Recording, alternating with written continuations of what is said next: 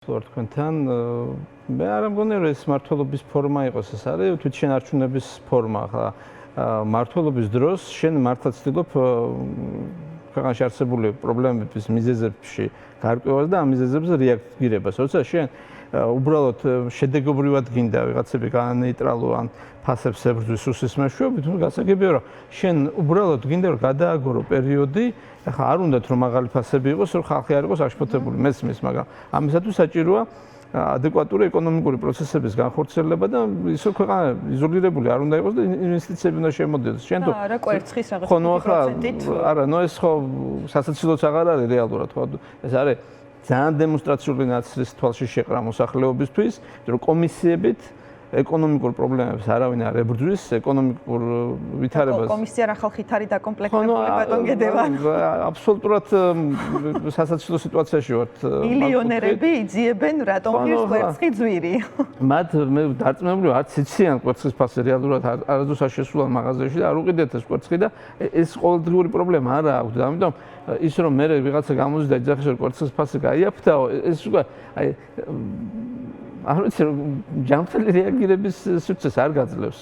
ყველა ხვდებით რომ ხელისუფლება არის გადასული, აი სრულ მარაზმში შესული და გადასულია მარტო თვითშენარჩუნების რეჟიმზე. ხა მათ თქვეს რომ კვერცხი გაიაფთე და ხა უნდათ რომ საზოგადოებამ ტაში დაუკრავსაც მხარდასაჭერი მიტინგი ჩაატაროს და მადლობა გადაიხადოს იმაში რომ კვერცხი გაიაფთა. ხა ყველა შედის ამ მაღაზიაში ხედავს რომ ეს კვერცხი არ გაიაფთე და არც არაფერი არ გაიაფთე და ვერ გაიაფთება, იმიტომ რომ როცა ქვეყანაში არ არის ინვესტიციები და ქვეყანა არის იზოლირებული, როცა არ არის კონკურენტული გარემო და როცა შენ ფაქტობრივად პრორუსულ ორბიტაზე ხარ პოლიტიკურად, გინდა არ გინდა ეკონომიკური რეალობაც მიებმება რუსეთს და რუსეთის ეკონომიკური მდგომარეობა არის სრული სტაგნაცია, ეგ როდის აფეთქდება არავინ არ იცის და შენი გამოსავალი უსაფრთხოების თვალსაზრისითაც და ეკონომიკური სიძლიერის თვალსაზრისით იყო ევროპა.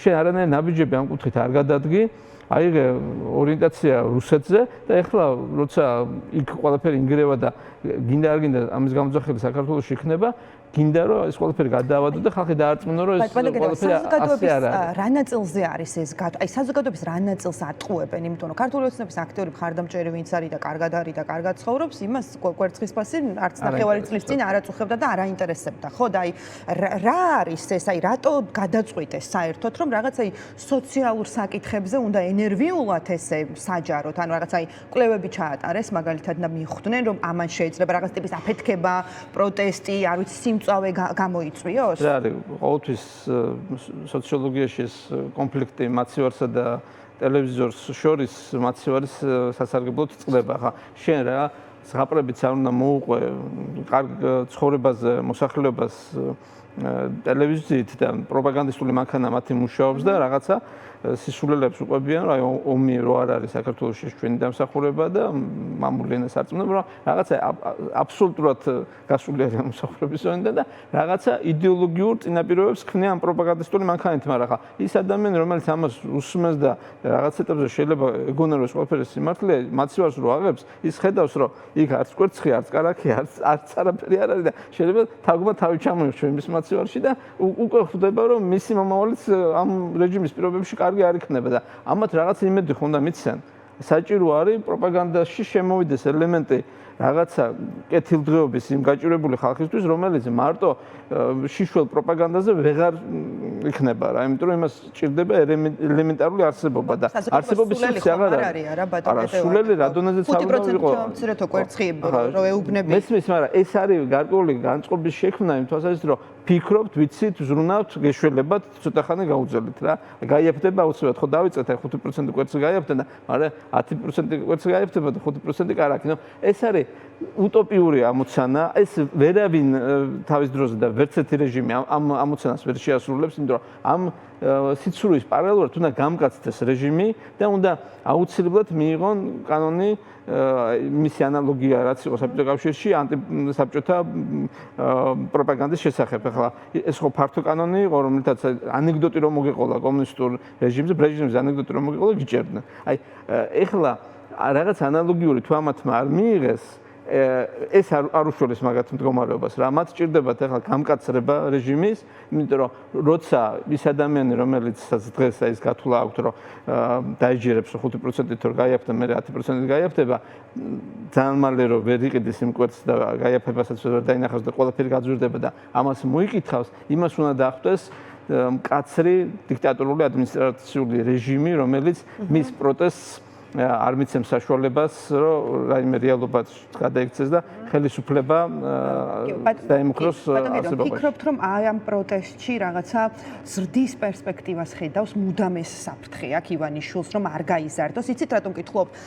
არჩევნები არ არის. ხომ არ გვიწევს 2 წელი 2028-მდე არჩევნები არ იქნება. ქუჩამაც დიდად, ესე ვთქვათ, შეიძლება დააზიანა, მაგრამ ვერ გაისტუმრა ხელისუფლებიდან. ხომ აი რა საფრთხე შეიძლება ეგრძნო მას ისეთი, რომ აი კიდევ უფრო მეტად უჭერს, კიდევ უფრო მეტი რეპრესიები შემოაქვს. გააზრებული აქვს თუ არა ივანიშვილს ეს მე არ ვიცი, მაგრამ საფრთხე ასეთ სისტემას ყოველთვის აქვს ორი მხრივი, ერთი არის საგარეო, მეორე არის საშინაო.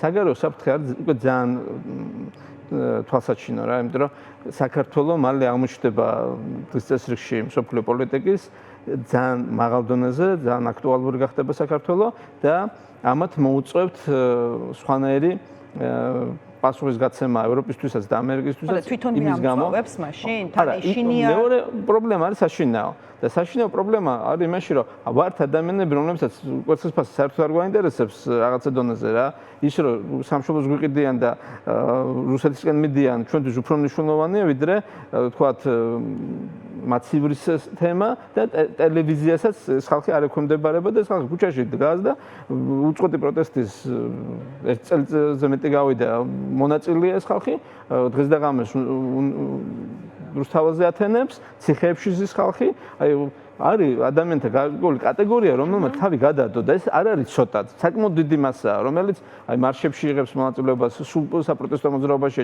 ჩართული და ამას თუ დაემატა პროტესტი მაცივრისგან გამომდინარე მაცივრის мотивაციით რომ ადამიანები კაი დაიჯერეს ის რომ ამათ გარიჯი დაბრუნება შეუძლიათ დღემდეჯერად დაიჯერეს ის რომ ომირო არ არის მაგათი დამსახურება ანუ ეს ყველაფერი დაიჯერეს მაგრამ შიმშილით რომ მოხვდნენ ახლა მაღაზე არ არიან თანახმა ხო და აი ეს ნაწილი ეს უკვე ძალიან საშიშია იმიტომ რომ თებერვლის რევოლუცია არ მოუხდენიათ იმ რევოლუციონერებს რომლებიც იდეურები იყვნენ იქ სანქტ-პეტერბურგში გამოვიდა ხალხი მის გამო პური არ იყო მაღაზიაში და კი ხელისუფლება რო შეცვალა მე რევოლუციონერებმა ინიციატივა აიღეს მაგრამ ტრიგერი იყო პური და არა იდეოლოგია და არა სოფლიო პროლეტარიატის უფლებების დაცვა აი ამ საფრთხეს ესენი ბუნებრივია გრძნობენ და ერთმანეთში ამაზე საუბრობენ ისინი ხედავენ რომ მათი ელექტორატიც და ობივაწებიც რომელიც როგორც წესი რეჟიმებს არ უპირისპირდება და ცდილობს რომ მოერგოს ნებისმიერ დიქტატორულ რეჟიმს და თანაარსებობა შეძლოს მასთან ობივაწებიც მაცივართან მიმართებაში ძალიან კატეგორიულია, როცა ის ხედავს, რომ ეს ეხება მის არსებობას, ეხება ყოველდღიურობას, აი უკვე ფასების თემა მართლა ძალიან ეხება მოსახლეობას, ახლა მე შეიძლება ძალიან იდეალისტურად უყურებ ყველაფერს, მაგრამ ბევრ საკითხს ყოველ შემთხვევაში, მაგრამ მაცივარში ვიხედები და მაღაზიაში შევდივარ, ხვდები, რომ აი ამ საქართველოში ძალიან ბევრი ადამიანი ჩემზე უარეს მდგომარეობაშია და მისთვის უკვე არსებობა კითხვის ნიშნის ქვემოთ არის და ახლა რატო უნდა ითფინოს ადამიანმა ამათი ტყუილები, რატო არ უნდა აი შიმშილი და გაჭირება ადამიანის კრიტიკულ აზროვნებას ასწავლეს. ის დაუსვას თავის თავს კითხვებს, რომელსაც სხვა შემთხვევაში არ უსვამდა და იკითხავს, რომ მშვიდობაზე რომ მელაპარაკე, ეს არის მშვიდობა ჭამო, ბოლო-ბოლო. აი ხო გასაგებია რომ მშვიდობა მინდა, იმიტომ რომ შიმშილით არ მოხდე, იმიტომ რომ ომს მოაქვს ბევრი ცუდი რაღაცა და ეს ცუდი რაღაცები და საქართველოში ისედაც ხდება. ჩვენ ფაქტობრივად აი რუსეთის ანალოგია არის, ხო, რუსეთს უკრაინა არ ბომბავს, უკრაინას რუსეთი ბომბავს, მაგრამ რუსეთში არის შეიძლება უფრო მეტი გაჭირვება და უდენობა და შიმშილი და პრობლემები ვიდრე უკრაინაშია, იმიტომ რომ ქვეყანა ჩამოეშალათ იმათ და თუ საქართველოში ანალოგიური სიტუაცია იქნება, რაცა გამოგონილი თემა რომ ომი არ არის ამათი დამსახურებით, არავისთვის ღირებული არ იქნება, იმიტომ რომ იმ ხალხისთვის, ვისაც შია, წყურია, უჭირს, ცივა, იმ ხალხისთვის ომი მაინც არის, იმიტომ რომ ყველაფერი რაც ომის თამდებია, მათ მიიღეს.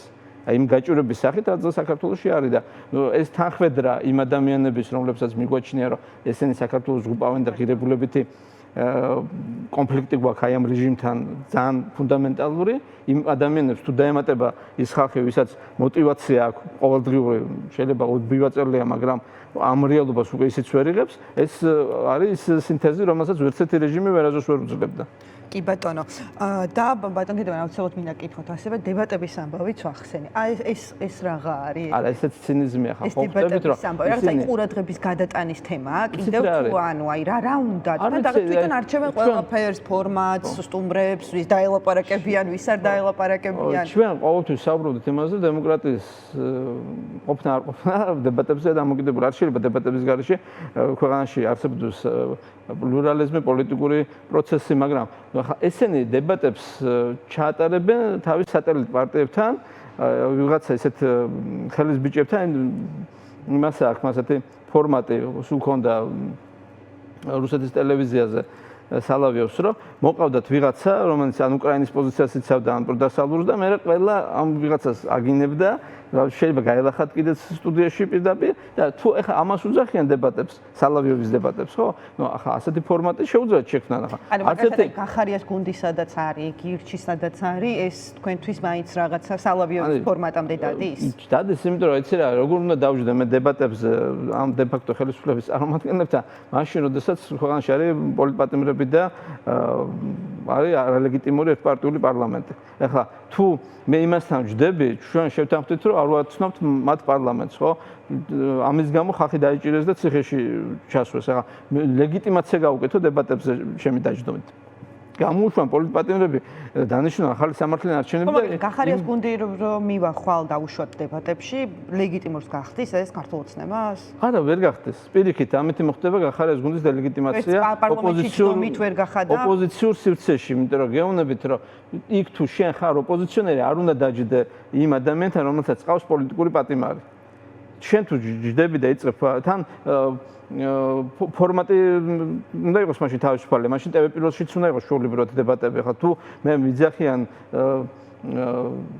თავიანთ სივრცეში, სადაც დებატების რეჟიმი არ იქნება, იმისათვის რომ დამჩაგრონ და თავში მირტყან და თუ რაიმე ზედმეტს ვიტყვი, მე პოლიცია დამახვედრონ, ან ტიტუშკები დამახვედრონ და ან ციხეში წამიყვანონ იმის გამო, რომ ლეგიტიმურად თვლი ამ ხელისუფლებას ან იძალოდონ ჩემზე. ახლა ასეთ დებატებზე მე მგონი არ უნდა მივიდეს ადამიანი.